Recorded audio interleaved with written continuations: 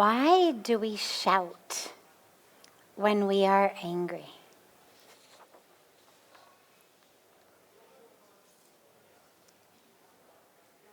I heard it said really beautifully. I don't know who said it, but I love it. That the volume of our voice has nothing actually to do with the distance between our bodies and everything to do with the distance between our hearts. That when we're angry with someone, even if they're standing 3 inches in front of us, we shout at them. When we are just having a discussion, a conversation with someone, you sit at a table, you're a few feet apart, but you use kind of your normal voice. When you love someone, even they're across the room, you whisper. Hey, love you. Right? We whisper. Even if their bodies are a little far away, we whisper. And when we speak to God, we're silent. And it was such a beautiful way of describing that relationship between the volume and the distance of the heart. So why we shout when we're angry? Because our hearts have become very distant, very separate. And so we use volume to try to, it's an unconscious thing, it's an automatic thing, but we use volume to try to kind of cover distance. When the hearts are very close, I know, even if you're far away, you can hear me. Because our hearts are one. But when our hearts are far apart, even your body is here, I feel like I need to shout because there's this great chasm between us. And if I don't shout, you won't understand and it won't penetrate. And so we shout. We shout also when we lose control. No one who's in control, who's present, who's centered, who's conscious, shouts. It's a horrible waste of physical energy. My God, it takes a lot out of you to shout. I know sometimes in big functions and events, even sometimes in our arti, the mic isn't working very well. And so you end up having to really talk very, very loud because the microphone power is not so good. Now, in that case, you're not shouting because you're unconscious. You're shouting because you know if I don't, the people 200 rows back aren't going to hear me. But it takes so much energy. In a 5-minute speech, someplace where the sound system is not good, it drains your energy having to shout.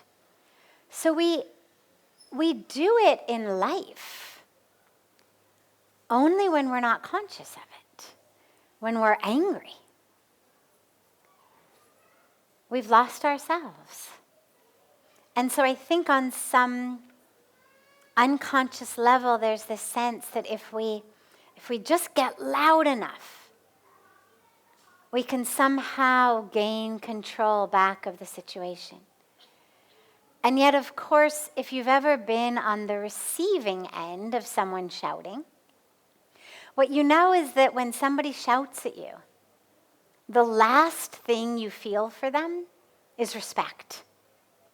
We shout because we want somebody to listen, to understand, to respect us. But as you're on the receiving end of it, usually all we can think is, oh my God, when is he going to shut up? Or when is she going to shut up? Or like, just stay quiet so that person gets calm again. You're certainly not thinking, oh wow, I really respect them so much because they're shouting. It's the opposite. We lose respect. We think that person has no control over themselves. You know, in Hindi we say they've come out of their dhoti, like they're out of their clothes. As in literally they have become undressed in their fit of the moment. So it's not a very respectful way of describing somebody yelling and screaming. So if you ever find yourself metaphorically coming out of your clothes with your volume and your voice, just take a moment. Just take a moment and stop. Even if it's mid-sentence. Sometimes we think, oh my God, I can't stop now. Then they'll really lose respect for me. But actually the truth is, if you think about someone who's going on and on, screaming and yelling, and then suddenly in the middle of it they stop, and they say, you know what? I'll be back in a few minutes. I'm going to go take a walk.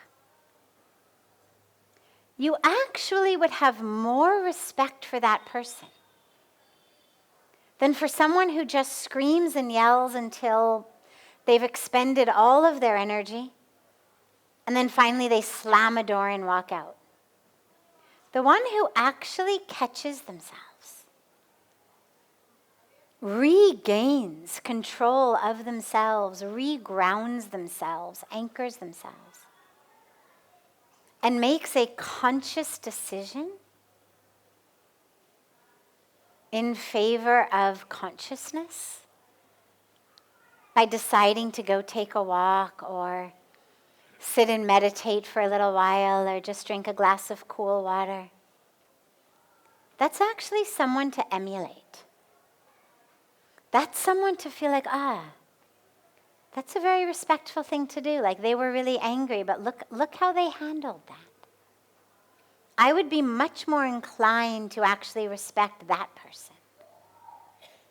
So if you are someone inclined to scream and yell when you're angry, just try to bring as much consciousness into your life as you can, every minute, every moment.